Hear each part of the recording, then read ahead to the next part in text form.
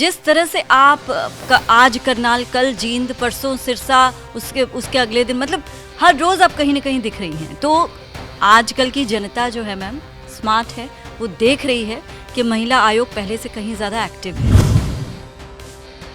Fantastic. We did lots and lots of support work to women. हमने प्रयास किया कि जितने भी हमारे पास केसेस आए हम उनका कोई ना कोई सोल्यूशन ढूंढें, चाहे डिस्पोज होते हैं, म्यूचुअल कंसेंट से ख़त्म होते हैं, डोमेस्टिक वायलेंस है, उनको क्या नतीजा देना है दोनों पक्षों को सुनने के बाद। तो we tried our level best. अचानक से एक बार किसी ने दिमाग में डाली ये बात कि हम ना डिज़नी वर्ल्ड गए थे, डिज़नीलैंड, और वहाँ से हम $40 का मिकी माउस लाए हैं, एक रैबिट लाए हैं, एक चूहा लाए हैं। तो मेरा दिमाग में आया $40 is not a small amount, so why not my women in the jail, they make these toys, stuffed toys, no? मैं कहना चाहूँगी कि जेल के महिलाओं के लिए जिस तरह से महिला आयोग की तरफ से कदम उठाए जा रहे हैं, मुझे लगता है अगले कुछ सालों में उसका नतीजा भी देखने को। जो हमने एक टैगलाइन बनाया, शायद मैंने पहले भी आपको बताया हो, काम वाली की बेटी काम वाली नहीं बनेगी। तो पहला 20,000 हमने उससे कहा कि हम तुझे जुटा के देते हैं, जैसे ही तेरा सामान बिकेगा हम वापस ले लेंगे, इसलिए कहना ज़रूरी है कि उसको कॉन्फिडेंस बने। तो वो पहले 20,000 से हमने उसे स्टार्टअप कराया, और मुझे बहुत खुशी है कि इस स्वदेशी मेला ने उसने 2.5 लाख का माल डाला। 2 बातें हो गई ना, एक तो वो अपने पैरों पे खड़ी हुई, उसे कॉन्फिडेंस आया, दूसरा उसका वो टैग हटा कि उसकी बेटी है वो करती है, तीसरा उसका और उसके पति का जो एक बॉन्डिंग हो जाएगी ना एक दूसरे के सहयोग की, वो बहुत अच्छी रहने वाली है। अभी जो नर्सिंग कॉलेज का जो आ रहा है, खुशी नर्सिंग कॉलेज, उसके बारे में आप क्या कहना चाहेंगी? क्योंकि कार्रवाई तो हुई है, लेकिन ये लगातार कॉलेजेस में जो इस तरह के मामले सामने आ रहे हैं, इस पर आपका क्या? वैशाली, मुझे इस बात का बहुत दुख है, क्योंकि शिक्षा का मंदिर कहलाए जाने वाली जगह, चाहे वो स्कूल है, यूनिवर्सिटी है, कॉलेज है, या फिर ऐसे नर्सिंग कॉलेजेस या कैरियर कॉलेजेस जो होते हैं, इनमें बहुत ज़्यादा दिक्कत आ रही है। दर्शक भी यही जानना चाहेंगे कि आगे इस तरह के मामले सामने ना आए, इसलिए महिला आयोग कोई योजना बना रहा है, क्या कोई सख्ती बरती जाएगी? देखिए, मुझे लगता है जो सख्ती हमने करी है ये कम नहीं है, और ऐसे से सभी नर्सिंग स्टेशंस को या वर्किंग स्टेशंस जो स्कूल्स हैं, कॉलेजेस, यूनिवर्सिटीज़ हैं, उनको सीख लेनी चाहिए कि आप अगर इस तरह से किसी के साथ अनवांटेड कुछ करते हैं और बच्चियों का कैरियर ख़राब करते हैं तो आपको बख्शा नहीं जाएगा।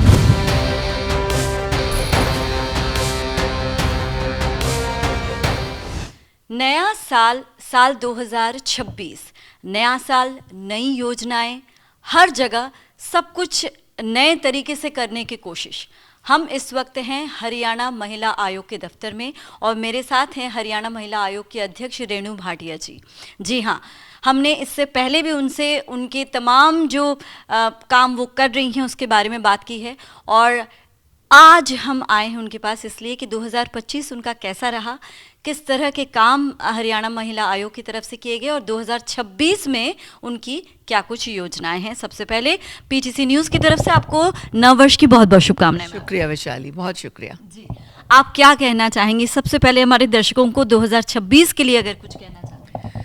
मैं सभी को नमस्कार करते हुए कहूँगी कि ये 2026 आप सबके लिए शुभ हो, आप सदैव स्वस्थ रहें, दीर्घायु हों, और देश और समाज के लिए आगे काम करते रहें। जी।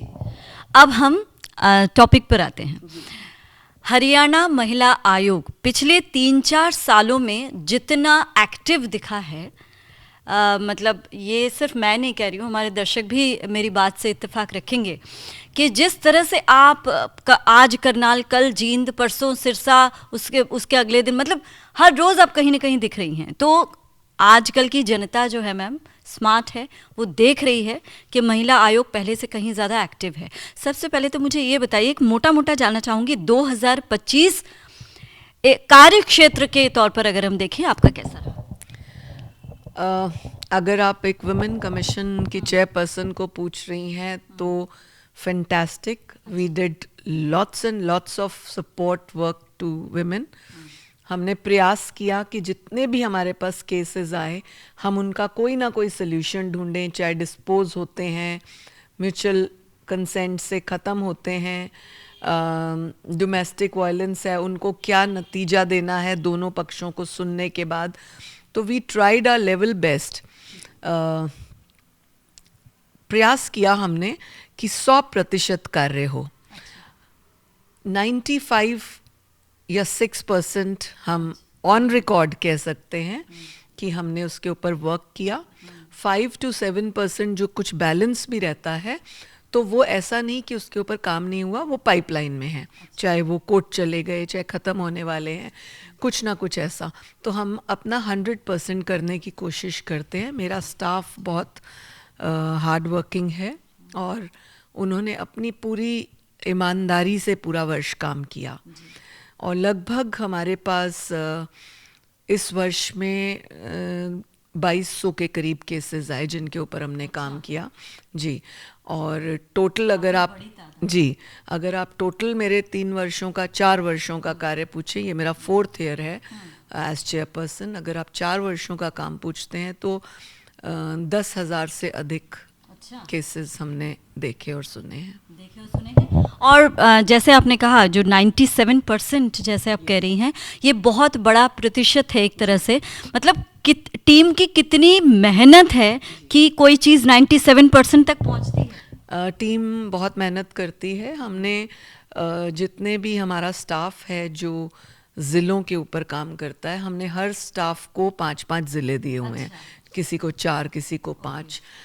हमारा RTI देखने वाला अलग एक टीम है, हमारा ट्रैवल करने वाला अलग एक टीम है, प्रोग्राम्स देखने वाला अलग है, एडमिनिस्ट्रेशन अलग है। तो सबको काम डिवाइड किया हुआ है। लेकिन केसेस की दृष्टि से सबसे ज़्यादा जो काम पड़ता है वो जिसके पास जो ज़िला होता है। तो अगर हम 4 ज़िले या 5 ज़िले एक व्यक्ति को देते हैं, हमारे अधिकारी को, तो वो उन 5 पर फोकस्ड रहता है। तो बिकॉज 4 और 5 ज़िला उनके पास हैं, वो फोकस्ड हैं, तो इसलिए आउटपुट बड़ा अच्छा आता है। तो ये हमने एक डिवीज़न शुरू में ही कर दिया था। बिकॉज जब मैंने ज्वाइन किया और मैंने केसेस पूछे तो उन्होंने कहा मुझे नहीं पता जी मैडम, उनको नहीं पता। तो मैंने तो कह दिया था जी मैडम, हमने तो भेज दी थी जी letter. So then I sat with my team and I decided कि नहीं, काम बांटो और अपने काम पर फिक्स्ड रहो कि मेरा ये काम है, मैं ये कर रही हूँ, रिजल्ट निकलता है। तो फिर हमने पहले साल जब देखा तो अच्छा लाइनअप हुआ, स्टाफ ने बहुत अच्छा कोप अप किया और फिर उसके बाद तो फिर चलते गए और चल ही रहे हैं। कुछ एक केसेस कुछ ऐसे थे, मतलब जो मीडिया में भी खूब जिसे कह सकते कि सुर्खियां बटोरी, या यूं कहें कि नज़र रही मीडिया की। एक तो जींद वाला मामला था, और भी आप अम्बाला थी अभी कुछ दिन पहले, वो अम्बाला जेल में थी, सेंट्रल जेल में उन्होंने महिला कैदियों से मुलाकात की। पहले तो अम्बाला जेल का थोड़ा सा अनुभव बताइए, उसके बाद मैं आपकी बात को दूसरे पॉइंट से लूँगी। मीडिया की नज़र नहीं, हमने काम किया तो मीडिया ने उसको दिखाया हमारे काम को। और रही बात अम्बाला जेल की, जी, अम्बाला जेल का अनुभव अच्छा है। हम लोग हर 3 महीने में हम जिस ज़िले में जाते हैं उस जेल को विज़िट करते हैं और एक जेल का नंबर 3 महीने में आता है। तो अम्बाला जेल में 59 कैदी महिलाएं थी, मतलब जो वहाँ पर थी, जिनके ऊपर अभी चल रहा है केस और जिनकी सज़ा घोषित भी हो गई है। ऐसी भी 6-7 महिलाएं थी। हमने थोड़ा सा इस बार चेंज करने का प्रयास किया कि नए साल से नया अनुभव करते हैं। हमने उनको बिठा के पूछा कि कौन क्या करना चाहता है, क्योंकि सभी 302 में जो महिलाएं होती हैं वहाँ पर, मतलब जितनी भी 302 की होती हैं, तो उनका मोटा मोटा कंफर्म रहता है कि उनकी सज़ा इतना समय तो रहने ही वाली है। तो उतने समय तक, मान लीजिए अगर कम से कम 2-3 साल भी है, तो वो उस 2-3 साल में वहाँ पर क्या करेंगी? बैठे बैठे खाली दिमाग शैतान का घर।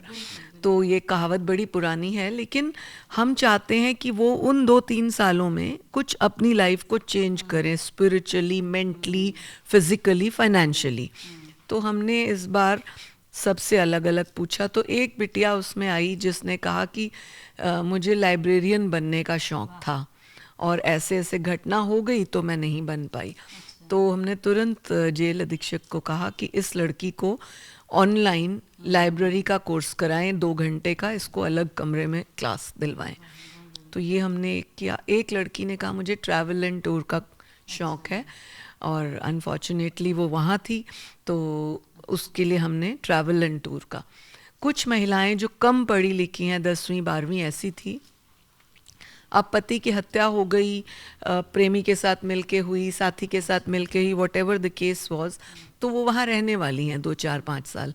तो उनको क्या करना है, तो हमने ये उनको किया कि महिला आयोग साल में 6 से 7 मेले लगाता है। अच्छा। दीपावली मेला, सूरजकुंड मेला, सरस मेला, स्वदेशी मेला, एंड और भी 1-2 मेले, Kurukshetra, Gita Mahotsav, that way 6 to 7 melas.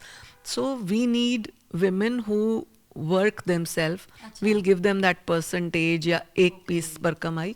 सो हमने उनको ITI से कल कनेक्ट कराया, वो स्टफ टॉयज सिखाएंगे।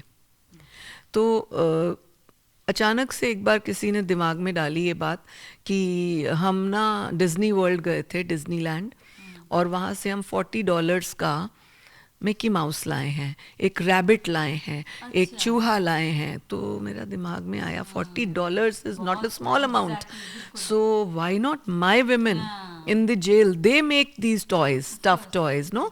आजकल आपको पता है AI बच्चे हैं, पैदा होते ही उनको मोबाइल चाहिए, थोड़ा सा बड़ा होते ही उनको कार्टून्स चाहिए। तो हमने ये डिसाइड किया कि जितने भी हमारे हिंदू या देश के, भारत के कल्चर के, राष्ट्र से संबंधित कुछ सीरीज चलते हैं, बच्चों के प्लेज चलते हैं, उनसे संबंधित क्यों ना टॉयज बनाए जाएं, ताकि उनको पता लगे ये हनुमान जी हैं, ये राम जी हैं, ये कोई भी और किरदार, मतलब सारे किरदार उनको पता होने चाहिए। तो हमने उनके लिए ITI में ये वाली शिक्षा का किया।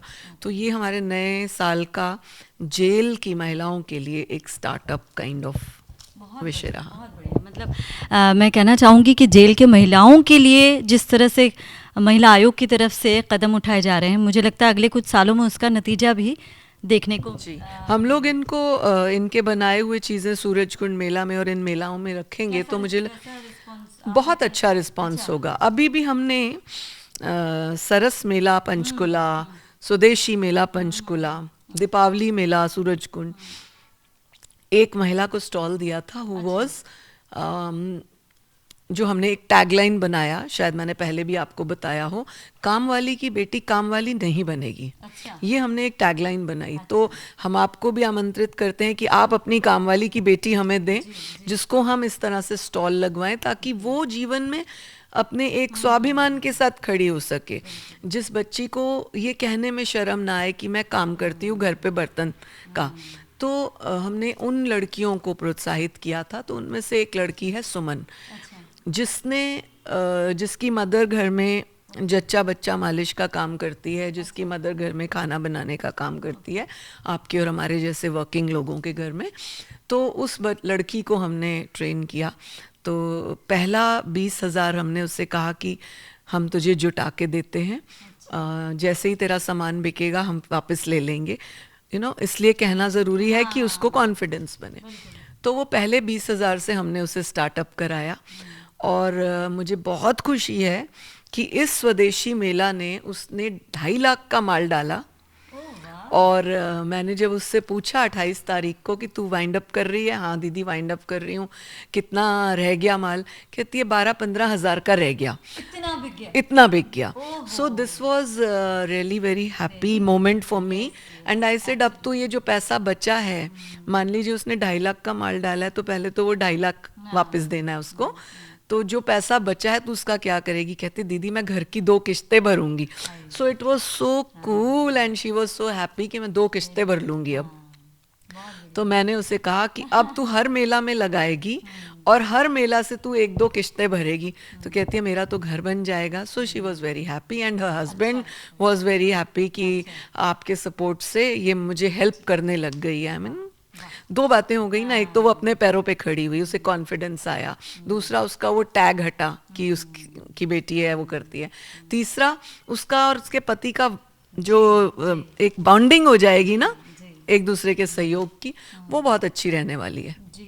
अच्छा, अब हम कुछ ऐसे केसों के बारे में भी बात करेंगे जो वाकई समाज के लिए कहीं ना कहीं अच्छी चीज़ें नहीं बनकर सामने आ रही हैं। जैसे अभी जो नर्सिंग कॉलेज का जो आ रहा है, खुशी नर्सिंग कॉलेज, उसके बारे में आप क्या कहना चाहेंगी? क्योंकि कार्रवाई तो हुई है, लेकिन ये लगातार कॉलेजेस में जो इस तरह के मामले सामने आ रहे हैं, इस पर आपका क्या कहना है? विशाली, मुझे इस बात का बहुत दुख है क्योंकि शिक्षा का मंदिर कहलाए जाने वाली जगह, चाहे वो स्कूल है, यूनिवर्सिटी है, कॉलेज है, या फिर ऐसे नर्सिंग कॉलेजेस या कैरियर कॉलेजेस जो होते हैं, इनमें बहुत ज़्यादा दिक्कत आ रही है। ज़्यादा नहीं, इन दिनों में इस 1 साल में कुछ ज़्यादा हुआ। यस, हमने भी ये नोट किया, इस 1 साल में ज़्यादा हुआ। और मुझे बहुत पीड़ा होती है जब इस तरह के कोई चीज़ साबित हो जाती है, उसके बाद उसको कोई सेव किया जाता है या कुछ इस तरह की बात, वो दुखद है। और मैं बार बार प्रयास करती हूँ और यही कहती हूँ सबको कि यदि आपकी बेटियों का भविष्य अंधकार में आ रहा है तो आपके देश की ही, आपके राज्य की ही बेटियां हैं, तो ऐसे लोगों को माफ़ी नहीं मिलनी चाहिए। अब ये नर्सिंग कॉलेज में लगभग 240 के करीब बेटियां मेरे पास आई। 240 is a very big number. हमने हेयरिंग सेशन रखा था हाँसी में, तो वहाँ पर 240 बेटियां अपने माता पिता के साथ आई, अगेंस्ट जस्ट 3 or 5 गर्ल्स, अपनी ही साथी, जो एडमिनिस्ट्रेशन के साथ इन्वॉल्व थे। अच्छा, तो उन बेटियों का ये दुख था कि डिफरेंस किया जाता है, कुछ 1-2 लड़कियों को एक्स्ट्रा कुछ सपोर्ट किया जाता है या उनको एक्स्ट्रा वो उनके बर्थडेज मनाना, ये वो। बाद में जब हमने पूरा किया, कहते हैं जी ये हमारी रिश्तेदार है तो बाकी बच्चियां क्या। तो बहुत सारी चीज़ें ऐसे नेगेटिव चीज़ें सामने आई। चेयरमैन का बाथरूम्स में डायरेक्ट चले जाना, गर्ल्स सारा ना, सो ये बर्दाश्त काबिल नहीं है। और इन पर हमने फोकस किया, वर्क किया। 3 के खिलाफ FIR दर्ज कराई, जो चेयरमैन है, उनका बेटा और उनकी पत्नी। अब तो उन्होंने, ऐसा सुनने में आया, उन्होंने वो सी छोड़ दिया और चले गए हैं चंडीगढ़। कहीं भी जाएं, we will not let them do anybody do this kind of thing. अब कल गिरफ्तारी हुई और मैं समझती हूँ बच्चियों को थोड़ा तसल्ली हुई होगी। एक बच्चियों ने हमारे पास डिमांड रखी है यहाँ से माइग्रेट होने की। उस पर भी DC SP के साथ बैठ के हमने वर्क किया है। कि मेरा सवाल, अब दर्शक भी यही जानना चाहेंगे कि आगे इस तरह के मामले सामने ना आए, इसलिए महिला आयोग कोई योजना बना रहा है, क्या कोई सख्ती बरती जाएगी? देखिए, मुझे लगता है जो सख्ती हमने करी है ये कम नहीं है, और ऐसे से सभी नर्सिंग स्टेशंस को या वर्किंग स्टेशंस जो स्कूल्स हैं, कॉलेजेस, यूनिवर्सिटीज़ हैं, उनको सीख लेनी चाहिए कि आप अगर इस तरह से किसी के साथ अनवांटेड कुछ करते हैं और बच्चियों का कैरियर ख़राब करते हैं तो आपको बख्शा नहीं जाएगा। गर्ल्स इतनी क्लियर थी अपनी बात में कि मैडम, मैंने 2 साल हो गए मुझे, मगर मुझे अच्छी से सुई लगानी भी नहीं आती है। आप सोचिए विशाली, ये वही बच्चियां होंगी जो कभी हम बीमार पड़े तो आपका और हमारा इलाज यही बच्चियां करने वाली हैं एज नर्स। वो कहती हैं मैडम हमको कुछ नहीं आता है, तो हम आपका सिखाया ही नहीं गया। 15 बता रहे थे कुछ, I am not very clear, 15 या 16 टीचर्स होनी चाहिए, बट 4 हैं और वो भी ऊपर से काम करती हैं। हमारा कॉलेज रजिस्टर्ड है फार्मेसी से, लेकिन नर्सिंग चल रहा है। और जब नर्सिंग वाले आते हैं चेकिंग करने तो नर्सिंग का सेटअप लगा देते हैं, जब फार्मेसी वाले आते हैं तो फार्मेसी का लगा देते हैं, और हम ही बच्चियों से करवाते हैं सेटिंग, तो उनको तो सारा पोल पता था। और जिनके अंडर वो रजिस्टर्ड है PGI, हमने उनको भी लेटर लिखा है कि वो हमें बताएं कि आप कब कब यहाँ पर चेकिंग के लिए जाते हो, आपने क्या चेक किया, कितने महीने में आप चेक करते हो और आपने क्या ढूंढा। अभी तक आपने क्यों नहीं ढूंढा? एग्जैक्टली मैं उसी पे आ रही थी कि अगर चेकिंग हो रही है तो उनको पता कैसे नहीं चला कि ये सब क्योंकि जो चेकिंग करने वाले हैं वो इन्हीं के लोग वहां पर हैं, तो एक आपस में मिले हुए थे। मतलब देखिए जड़ें कहाँ तक गहरी हैं कि चीज़ें सामने आने में भी इतना टाइम लग जाता है। तो अब मेरा आखिरी सवाल आपसे यही है कि 2026 में, अब 2025 से आपको बहुत सारे सबक मिले होंगे, तो 2026 में आपने क्या सोचा है कि किस तरह आगे बढ़ना है? देखिए, कहते हैं पूरा नाम परमात्मा का, कोई भी चीज़ पूर्ण नहीं हो सकती, और केसेस को डे बाय डे देखते हुए बहुत सारी कमियां हमें नज़र आती हैं। पिछले अगर 2024-25 के अगर मैं 2 साल के आपको बात करूं, तो हमारे पास 100 में से 60-65% case live in relationship extra marital affair के थे, जिन्होंने एक साथ 2 घर बर्बाद किए। तो इस वजह से कई बोलते हैं ना बहुत अपराध बढ़ गया, हरियाणा का ध्यान नहीं हो रहा, अपराध बढ़ गया। अपराध इसलिए बढ़ा कि आप एक ही व्यक्ति को 2 महिलाएं रखने का ऑथेंटिक राइट दे रहे हो, तो वो 2 महिलाओं की जब झगड़ा होती है, लड़ाई होती है, या उस पुरुष के साथ होती है, तो 2 परिवार खराब होते हैं। 2 परिवार का मतलब अगर 2 भी बच्चे हैं उनके, तो 4 बच्चों का भविष्य खराब। 4 बच्चों के भविष्य का मतलब देश के 25 साल जो आपको आगे बढ़ने हैं, वो आप 25 साल पीछे आ जाते हैं। तो ये एक कैलकुलेशन है जिसके ऊपर हमने वर्क किया। मुझे बहुत खुशी है, और मैं आपके माध्यम से विधायक लक्ष्मण यादव जी का धन्यवाद करूंगी, जिन्होंने विधानसभा में लिव इन रिलेशनशिप को उठाया था। अगर हमारी पहले चर्चा हुई होती इस विषय पे, तो हम उनको बहुत सारे पॉइंट्स और भी देते, परंतु बाद में मैंने उनसे बात की और काफ़ी कुछ निकला। हमने डिसाइड किया है कि कोशिश करेंगे अगले विधानसभा सत्र तक इन केसेस को ध्यान में रखते हुए हम कुछ एक ब्रीफिंग बनाएंगे लिव इन के केसेस के ऊपर, जिसके ऊपर विधानसभा में कोई कानून या कोई रूल पास हो। ये बहुत इम्पोर्टेंट भी है आज की डेट में। जब मैं ये इसके ऊपर बोलती थी केसेस को देखते हुए 2023-24 में, मैंने बहुत ज़्यादा बोला इस विषय पर, तो मुझे बहुत लोगों ने बेहतर कहा, बहुत लोगों ने नेगेटिव भी कहा, आलोचना भी की, परंतु आलोचना की चिंता नहीं मुझे चिंता है कि परिवार खराब ना हो, बच्चों का भविष्य खराब ना हो। और मैं कई बार आपके चैनल्स के माध्यम से बेटियों को ये भी कहती हूँ कि आप जब लिव इन में जाते हैं, आपने क्या फ्यूचर सोच के किया, आपने क्या डिग आउट किया उस व्यक्ति से, क्या वो शादीशुदा है, नहीं है, बच्चे हैं, बच्चे वाले के साथ आपका क्या फ्यूचर है, क्या वो इकट्ठा। अच्छा, अभी जो हमने लेटेस्ट सुन रहे हैं कि कई कोर्ट्स ने अलग अलग, हैदराबाद अहमदाबाद कोर्ट ने अलग ऑर्डर, किसी कोर्ट ने अलग, ऐसे 3-4 अभी मैंने लेटेस्ट पढ़े जो ऑर्डर्स। मुझे कई बार लगता है कि इन सबको भी कंपाइल करके विचार किया जाना चाहिए, क्योंकि एक राज्य कह रहा है कि शादीशुदा दोनों जने हैं तो वो अपनी मर्जी से किसी के भी साथ रह सकते हैं। ओके, एक शादीशुदा मर्द दूसरी शादीशुदा औरत के साथ रह सकता है, एक शादीशुदा औरत दूसरे शादीशुदा मर्द के साथ रह सकती है, ये लीगल है। बच्चों का क्या करना है, उनके भविष्य को वो कहाँ जाएं? जब मदर गई हुई है किसी के साथ तो बच्चा कहाँ रहेगा, जब फादर गया हुआ है कहाँ पर, कहीं पर, तो कैसे? मैंने एक क्विज काइंड ऑफ सेमिनार किया अंबाला के मौलाना यूनिवर्सिटी में, तो मुझे वहाँ अतिथि बनाया गया और वो लॉ स्टूडेंट्स थे सारे। तो मुझे कहा गया कि इनको आपने जो है ना गाइड करना है। तो मैं सोच रही थी लॉ स्टूडेंट्स को मैं क्या गाइड करूँगी, मतलब तो खुद ही। But then I played a quiz with them. I called 2 law students कि आइए, आप महिला आयोग के लिए लॉयर हैं, आप एक साइड पक्ष के, आप दूसरे पक्ष के, तो आप हमें ये बताएं कि इसकी मदर का इसके फादर के साथ अफेयर हो गया, अब आप ये केस कैसे फाइट करेंगे? उससे पहले मैं बच्चों से बड़ा ओपन डिस्कशन कर रही थी कि what do you say about live in and extra marital and free living and all that.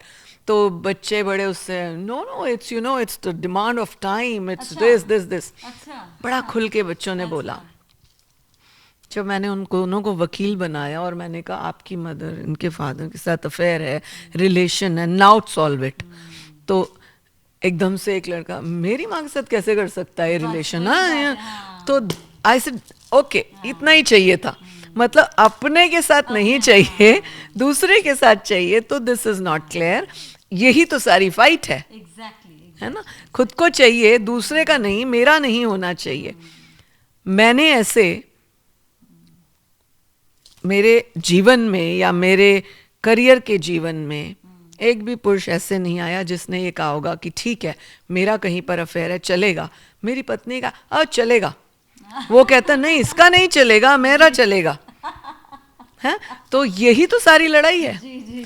तो अगर आप इक्वालिटी की बात करते हैं, इंडिपेंडेंस की बात करते हैं, लिव इन के कानून के दायरे में हमें तो सबके लिए बराबर है, तो यहाँ झगड़ा स्टार्ट होता है, जो कि बहुत जायज़ भी है। तो ये है सारी लड़ाई। जी। और अब मतलब इस साल आपने लड़ाई लड़नी है हक को लेकर और लिव इन के हमें प्रयास करना है। लिव इन, देखिए किसी की आज़ादी में मैं खलल नहीं डालना चाहती हूँ, मैं किसी के रिश्तों के खिलाफ नहीं, किसी के रिश्ते से किसी का घर ना टूटे इस बात के खिलाफ हूँ। जी, बिल्कुल, आपने बिल्कुल क्लियर शब्दों में अपनी बात रख दी।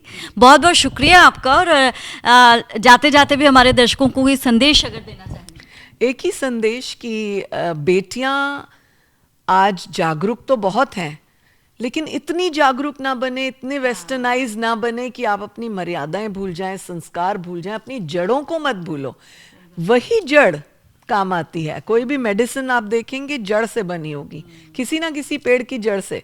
लेकिन हम जब अपने रिश्तों की जड़ों को भूल जाते हैं, वो टेम्पररी फेज होते हैं, किसी के कंधे ढूंढना, और जब वो कंधा अपने आप को झटकाता है ना, तो आप कहीं के नहीं रहते। इतना ही बोलना चाहूँगी। बिल्कुल सही बात आपने कही है। आपका बहुत बहुत शुक्रिया हमारे साथ जुड़ने के लिए और अपनी बात रखने के लिए। तो ये थी हरियाणा महिला आयोग की अध्यक्ष रेणु भाटिया जी, जिन्होंने कहीं न कहीं, अगर हमारे प्रदेश और देश की लड़कियां भी हमें सुन रही हैं, तो उम्मीद है कि इनकी बातों से आपको कुछ न कुछ सीख और कुछ न कुछ प्रेरणा तो ज़रूर मिली होगी। कैमरामैन शेर सिंह के साथ वैशाली चौधरी, PTC न्यूज़ हरियाणा।